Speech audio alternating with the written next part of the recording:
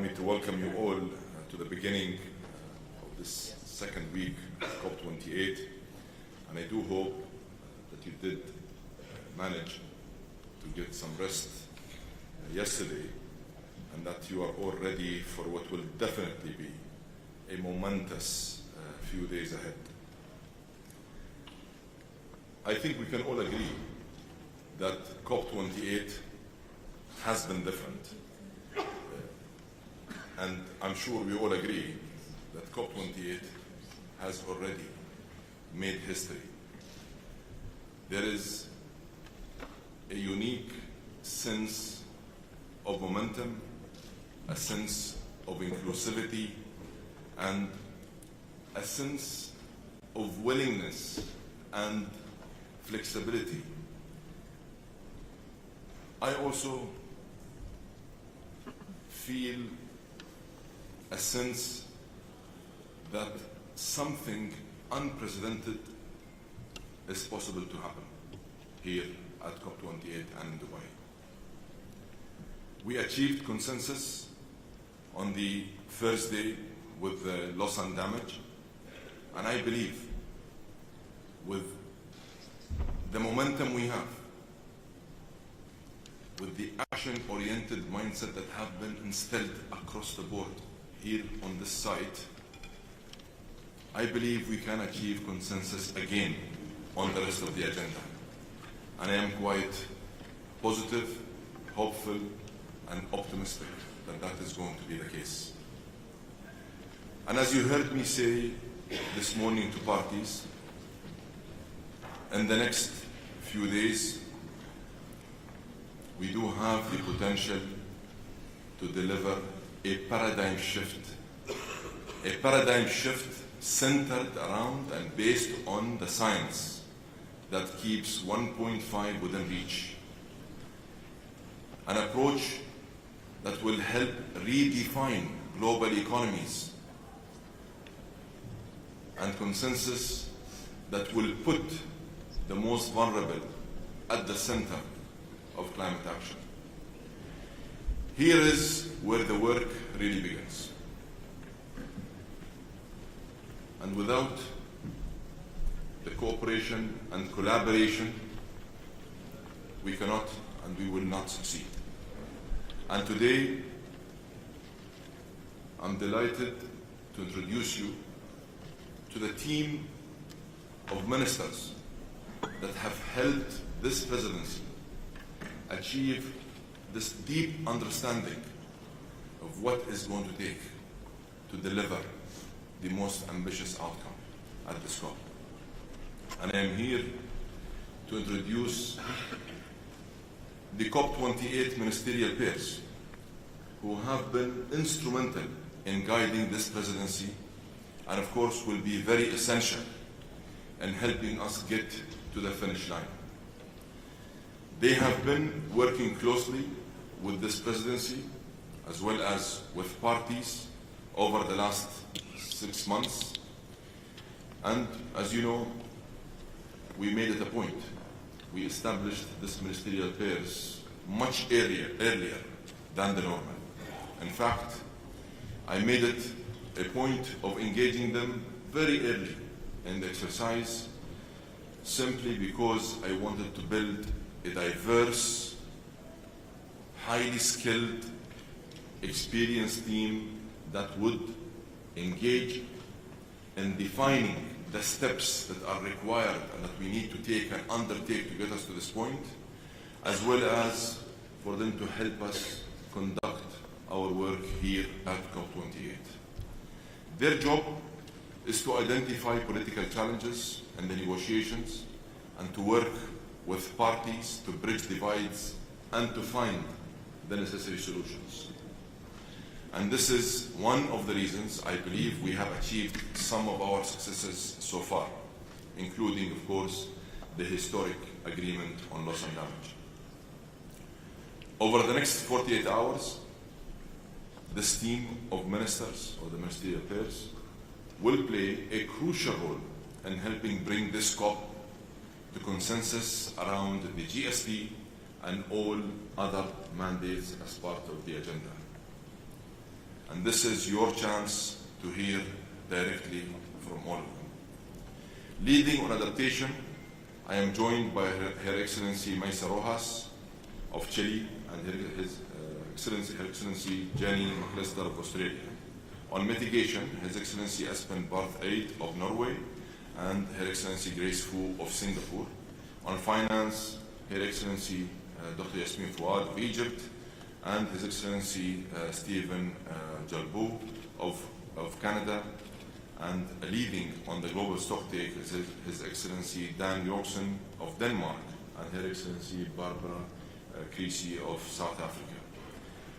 Together, they represent every continent, and we made sure that in the process of identifying who would be the best fit, we make sure that we ensure that we cover all continents. They all have deep level of expertise across the entire climate agenda and know and have had the experience of how to bridge gaps, bridge between gaps and bring people together. And they are part of the reason this COP has demonstrated a remarkable level of unity and solidarity thus far. This solidarity helped us deliver real and tangible results already. We've been able to mobilize over $83 billion in pledges, commitments, and investments, catalyze action across energy, nature, and finance, deliver the first COP declarations on cooling, health, and food, actively include youth, indigenous peoples, faith communities, and local leaders, and of course, push the private sector to step up and to be part of this very important COP and to drive the solutions required to help mitigate climate and ensure everything we do, every step of the way, is underpinned with full inclusivity and based on the science and keeping 1.5 within reach. These successes over the past week have given us a great boost going into this week. But like I said before, this is where the hard part starts, and the work of this ministerial pairs begins in helping resolve political issues. Expectations are high, and I hope you have seen the letter that has just been released probably a couple of hours ago, signed by over 1,000 scientists, CEOs, indigenous peoples, mayors, governors, youth, health professionals, and faith leaders, all urging parties to come together around a rapid response to the global stocktake. This is the challenge that parties must rise to against the clock. In fact, it is fast moving, and we need to adapt and shift gears and move even faster. I will spend every moment focused on enabling, facilitating, and supporting the most ambitious outcome. And I am very optimistic that the new spirit we have generated here is helping make this COP a transformational COP, a COP that has the potential of changing the game. Now allow me to open the floor to our team of ministerial pairs, and then we will be happy to take your questions. I thank you. Thank you, Dr. Sultan. Simon, I now open the floor for your remarks. Thank you. Good afternoon. Time is of the essence, so I will be brief. We all know the scale of the climate crisis. COP28 must be about solutions to get all countries out of this climate mess. That is my central focus. Solutions, acceleration, the highest ambition here at the COP, and a springboard for the crucial years ahead. COP28 must deliver a big switch, not just what governments must do, but also how to get the job done. The technologies and the tools all exist. This week, negotiators must agree on putting them to work. In short, it's go time for governments at COP28 this week. There are low, middle, and high ambition options on many issues. If we want to save lives now and keep 1.5 within reach, the highest ambition COP outcomes must stay front and centre in these negotiations. So I urge negotiators to start with the highest ambition outcomes and then for them to ask, how do we get there? Yes, compromises will be essential, but not on ambition. The UNFCCC will be an honest broker and convener within this process. We will make sure every country has a seat at the table and can use their full voices. This week, I don't want to see diversions and political tactics that hold climate ambition hostage. I urge all ministers and negotiators to think outside the box. Climate action needs that paradigm shift. Yes, 8 billion people are now on the front lines, but bold climate action is also a momentous opportunity. An opportunity for more jobs, healthier economic growth, less pollution, and better human health. This is what billions of people in every country want. And bolder climate action is the chance for governments to deliver it here in Dubai. Every country is hungry for the next source of stable economic growth. Billions of households are struggling to put bread on the table. So bold climate action can be the meal ticket for the 21st century. This week in Dubai, all countries must cooperate to put it in reach. I thank you. Thank you, Simon. I know you have to leave fairly shortly, so we will now proceed. Thank you very much for joining us. We will open the floor to our ministerial pairs to give brief remarks, and if I could invite Minister Barbara Creasy and Minister Dan Jorgensen to start. Thank you. Thank you very much, and good afternoon to everybody. The COP presidency has asked Denmark and South Africa to consult on important framing issues. And these issues go to the foundation on which the global stocktake as an ambition mechanism is built: science and equity. When we speak about science, we are talking about how the urgency is conveyed by reflecting on the best available scientific outcomes enshrined in the 6th IPCC assessment report, and how we will manage to convey this urgency in the outcomes of the GST. On equity, it is vital to frame that equity can and should enable ambition. The presidency has asked us to consult on many understandings of equity, and it is vital that we are able to develop a shared understanding of how equity applies across the scope of the global stocktake, including on issues such as mitigation, adaptation, means of implementation, loss and damage and response measures, finance, tech, and capacity. All of these issues will need to reflect the principle of equity. we have been specifically asked to look at pre-2020 and the complex issue of common but differentiated responsibilities and respective capabilities.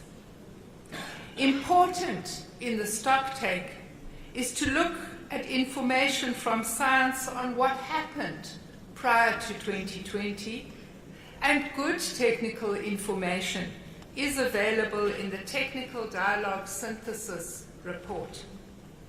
We will also explore how to address the concerns on unilateral trade measures. It is important that ambition and equity based on the best available science inform action. The GST outcome will inform the NDCs and international cooperation going forward. There are some existing guidelines on NDCs, but when we all get home from this COP and start preparing for our second NDC, we need to know what more we must do as a result of the global stocktake, and what novel forms of international cooperation can be established here in Dubai. I thank you. Thank you, Barbara. We are here to negotiate a deal. We're here to talk and to listen, to persuade and to be persuaded. But we need to remember one thing. We cannot negotiate with nature. The climate cannot compromise. No well-meaning words will change a single thing unless we act, unless we decide to make a real difference. The presidency has done a fantastic job preparing this COP. Dr. Sultan has set the bar high, but the presidency cannot create results on their own. All parties need to engage. All parties need to step up. I'm proud to be a part of this able, idealistic and competent team. I want to thank you, Dr. Sultan, for trusting us with this important task. We will do our utmost to facilitate the deliberation in the coming days as best possible. The global stocktake is the engine of the Paris Agreement. Its purpose is to ensure that we meet our targets. Sadly, our starting point is clear. We are not on track. This week may be our last opportunity to bring us on course to keeping 1.5 alive, with more ambitious and just climate action, with more renewable energy and energy efficiency, replacing fossil fuels. On course on adaptation, on course to mobilize the financing that is necessary. It needs to be a just and balanced result with equity. After hours and hours of conversations with parties, I really mean it when I say, I believe we can do this.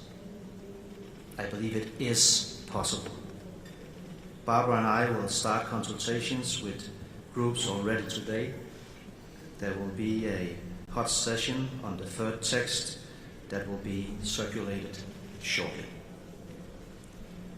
So, we cannot negotiate with nature, but we can negotiate with each other. No argument, no political or economic reasoning will stop the temperature from increasing. Words on a piece of paper will not in itself save the climate. But if we agree, if we decide, we can make these words carry real weight. Make them instigate real change. Make a real difference. So friends, let's do it. Let's make this COP the most important COP since Paris. Thank you. Thank you, Minister. Could I invite Minister Grace Fu and Minister Espen Barth Ida? You have the floor. Thank you very much. First of all, good afternoon, everyone. And really thank you for the opportunity to speak here. The UAE has provided a vision for COP28 that includes a paradigm shift, as we heard, of fast-tracking the energy transition and slashing emissions before 2030. The COP28 president has referred to 1.5 degree as our North Star and reminded us many times that we have a common interest in climate action, even when we have different national circumstances. I'd like to thank the UAE COP28 presidency for entrusting Singapore and Norway with the responsibility of co-facilitating on ministerial consultations on mitigation at COP28. I'm delighted to be partnering Norwegian Minister of Foreign Affairs, Espen Barth Eide, as ministerial co-facilitators for our third year running.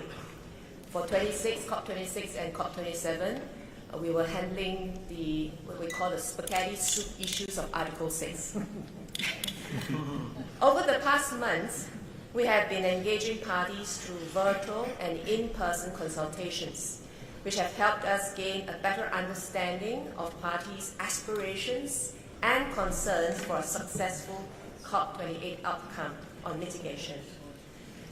And we will be consulting parties over the next few days and co-facilitating the 2023 annual high-level ministerial roundtable on pre-2030 ambition tomorrow, which will provide us with important opportunities to gather further views and facilitate exchange between parties. I'll now hand over to Espen.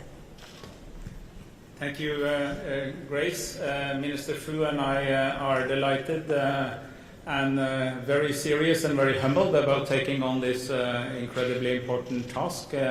I can share with you then when I was asked by the presidency to take this role and on the very crucial and complicated issue of mitigation, I said I hope I can do that with Grace, and then they said, well, we just called Grace, and she said they wanted to do it with me. So I'm happy to do this together, and we will be very, very dedicated and serious in going into this crucial topic. How do we actually cut emissions? How do we actually deal with the key issue of mitigation, which is so central to this work? It's also central to the work of adaptation and means of implementation and loss and damage and so on, because the better we mitigate, the less costly will the rest be. We need all of this, but of course, if you really care about adaptation, you should also care about mitigation, because the lower temperature outcome, the less there is to adapt to, and at one point, adaptation is no longer possible. If we seriously exceed 1.5, we will be in a very, very different and very dangerous world. So that's why this is so important.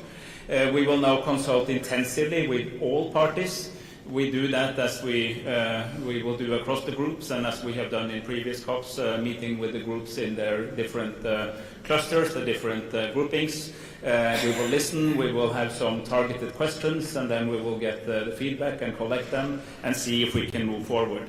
We've been on this for a while, so we have had the consultations both virtually and also in the pre-COP with all parties. And from that, I dare to say that we see some points of convergence. There seems to be broad agreement on the need for enhanced ambition.